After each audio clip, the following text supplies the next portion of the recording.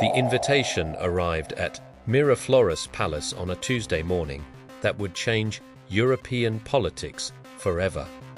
Nobody expected Nicolás Maduro to accept it. Nobody thought he would dare step foot in Brussels. And absolutely nobody, not a single soul, anticipated that his 5-minute response would leave the entire European Parliament in stunned silence, forcing them to confront uncomfortable truths they had spent years trying to ignore.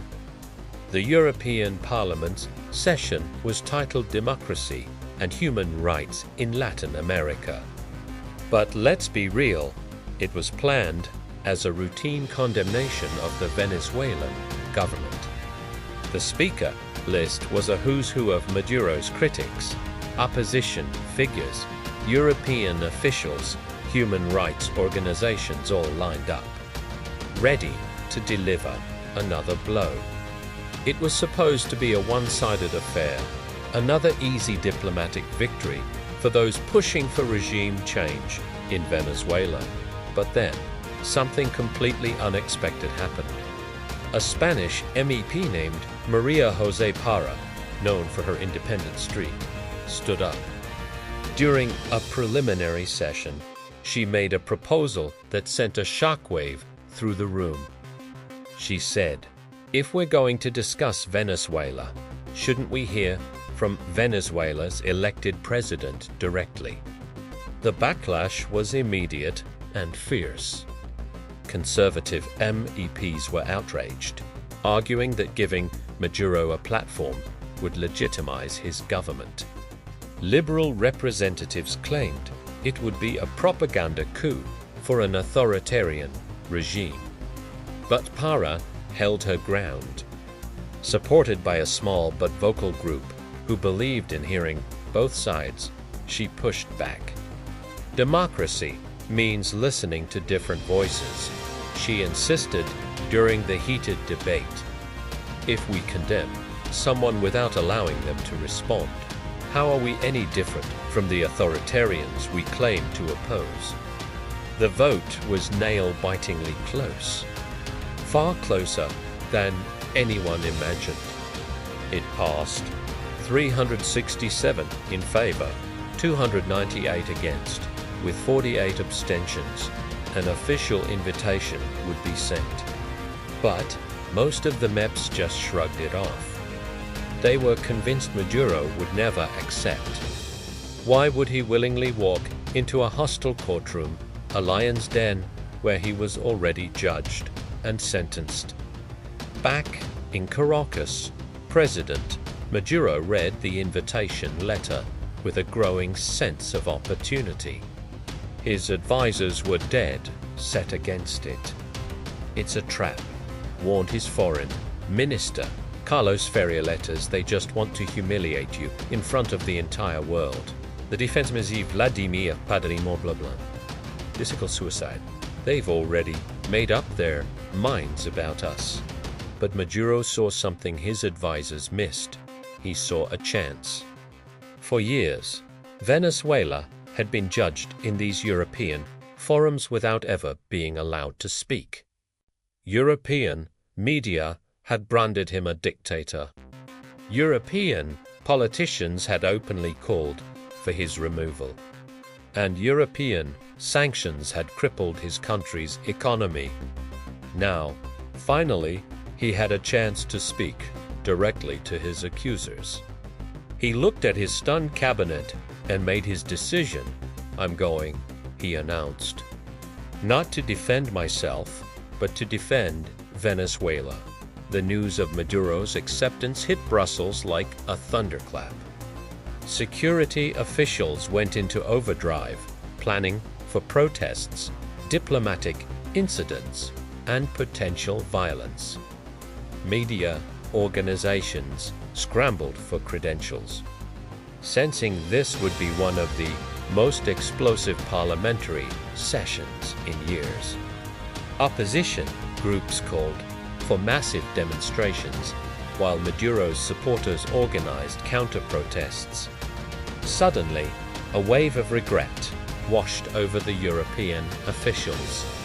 Several MEPs who had voted yes on the invitation now publicly admitted they'd made a mistake. President of the European Parliament, Roberta Metsola, found herself under immense pressure from member states terrified of the diplomatic fallout from hosting Maduro. But it was too late. Backing down now would make them look weak and hypocritical. The invitation had been extended democratically and democracy. Te réalised, sometimes forced decisions you should never made.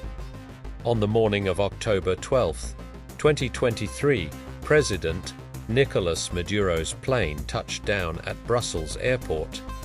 The security was unlike anything the city had seen before. Hundreds of police, military personnel, and intelligence agents formed a tight bubble around his motorcade. The streets were lined with protesters, some screaming for his arrest, others cheering his courage for showing up to face his critics head-on. Inside the European Parliament building, the tension was so thick you could cut it with a knife. MEPs huddled in anxious groups, whispering about what Maduro might say, how they should react. The press gallery was packed to the rafters with journalists from every corner of the globe, all holding their breath for what they expected to be a historic diplomatic disaster. When Maduro walked into the parliamentary chamber, flanked by a small delegation, the air crackled with hostility. As protocol dictated they stand, many MEPs remained firmly in their seats. Some even turned their backs or held up signs demanding his arrest. The disrespect was deliberate and on full display for the world to see. But Maduro seemed completely unfazed. He walked to the speaker's podium with a calm, almost serene composure. He looked out at the sea of hostile faces with a quiet dignity. When President Metsola introduced him, her voice was cold and clipped. The Parliament will now hear from Nicolás Maduro, who has requested to address the Assembly. The chamber fell deathly silent. This was it. The moment everyone had been waiting for. They braced themselves for a defensive, rambling tirade, for a desperate attempt to justify what they saw as an oppressive and illegitimate regime. Maduro began to speak, and his very first words threw everyone off balance. Distinguished members of the European Parliament, he began, his voice calm but firm. I want to begin by thanking you for this invitation. Not because I need your approval, but because democracy requires dialogue. Even and especially when we disagree. He spoke in Spanish, but his tone needed no translation. I know that many of you see me as a dictator, an authoritarian, a threat to democracy. He continued, I am here not to change your minds, that would be impossible in 5 minutes, but to ask you to consider a simple question. Who told you these things about me, and why should you believe them? A low murmur rippled through the chamber. This was not the defensive rant they had expected. This was something else entirely more sophisticated, more challenging. You speak of democracy, Maduro and non, and I respect speaking. But let me ask you, when was the last time any of you visited Venezuela to see our democracy in action? When did you last speak to ordinary Venezuelan voters about why they choose their government? Several MEPs shifted uncomfortably in their seats. Right. Most of their information about Venezuela was second-hand, filtered through opposition groups, international media, and intelligence reports. Very few had ever set foot in the country to see for themselves. I was elected president of Venezuela 3 times, Maduro said. his voice rising with conviction. 3 times, the Venezuelan people chose me in elections observed by international monitors from countries including some of your own. Yet, you call me illegitimate. I must ask who gave you the authority to overrule the Venezuelan people. The question hung heavy in the air, an open challenge to the very foundation of their criticism. It exposed the hypocrisy of preaching democratic values while practicing a form of electoral colonialism. But let's talk about legitimacy, Maduro pressed on. How many of your own governments received a majority of votes from their people? How many European leaders can claim that more than half their citizens actively chose them? It was a brilliant, pointed jab at the complex coalition governments common in Europe, where leaders often come to power with minority support through backroom deals instead of clear popular mandates. Then, he delivered the final, devastating blow. You impose sanctions on my country, sanctions that hurt ordinary Venezuelans, not politicians. You freeze our assets, block our trade, and prevent us from buying medicine for our children. Then you turn around and blame us for the suffering your policies create. Tell me, honored members, is this how democracy treats other democracies? For 5 long minutes, the man they had come to condemn had turned the tables, putting the very soul of European democracy on trial. The chamber was silent, the air thick with the weight of his words. The accusers had become the accused, left to grapple with the uncomfortable reflection he had held up to their faces. The session was far from over, but in just 5 minutes, everything had changed. Have you ever wondered what happens when an unstoppable force meets an immovable object? What if that force was a world leader, branded a villain, and the object was the very institution that condemned him? This isn't a political thriller. It's the incredible, untold story of 5 minutes that shook an empire and changed the course of history. Imagine the scene, the European Parliament in Brussels. The air is thick with tension, hostility crackling like static electricity. On the podium stands a man most of Europe has been taught to despise, Venezuelan President Nicolás Maduro. He wasn't invited for a friendly chat.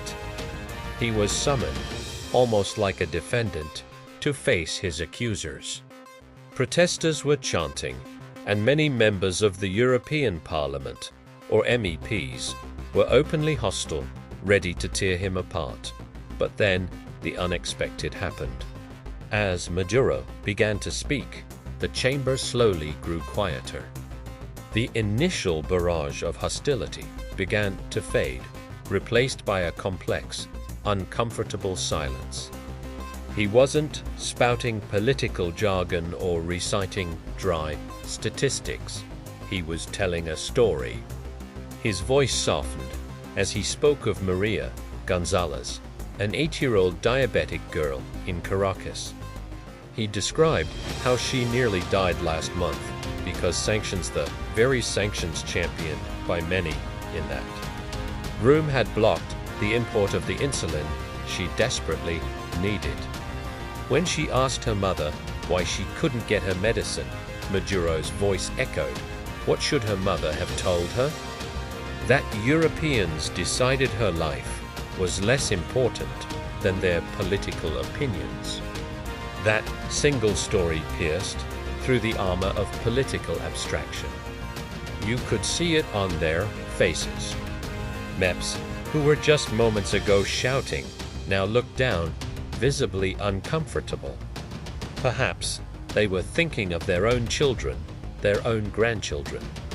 The abstract concept of sanctions suddenly had a human face, the face of a suffering child. Maduro pressed on, his questions cutting deeper. You call this promoting human rights. You claim to defend democracy by punishing the democratic choices you disapprove of. You say you stand for European values while practicing collective punishment against an entire people. He paused, letting the weight of his words settle in the now silent room. Then he delivered the line that would echo across the continent. I want to propose something radical to you today.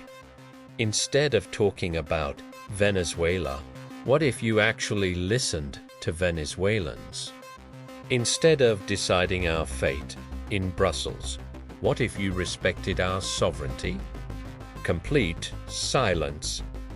Even the protesters in the gallery had stopped to listen.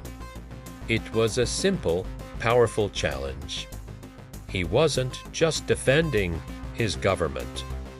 He was questioning the very foundation of his accusers' moral authority. The difference between us, he continued, is not that I don't believe in democracy.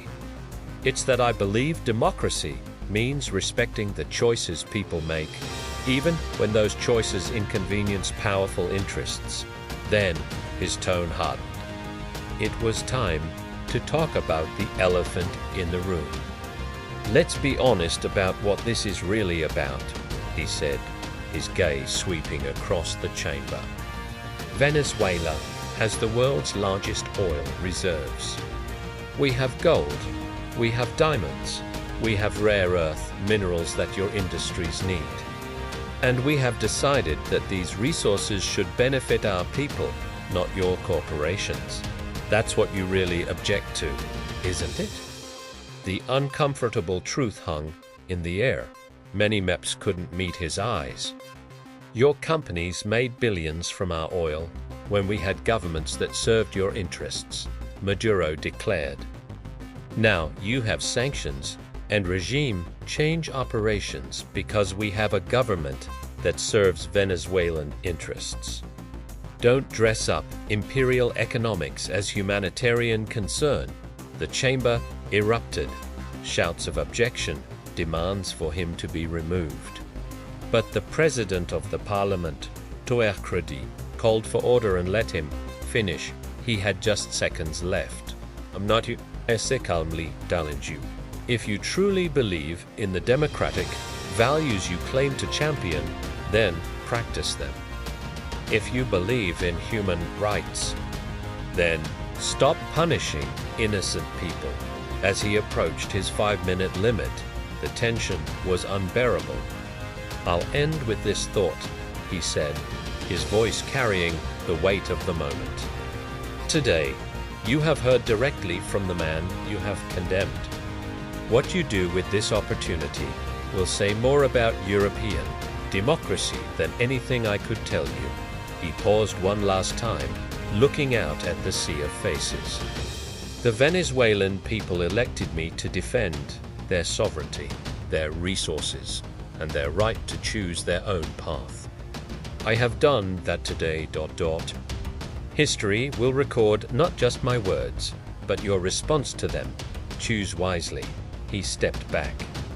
For 10 long seconds, there was nothing but silence.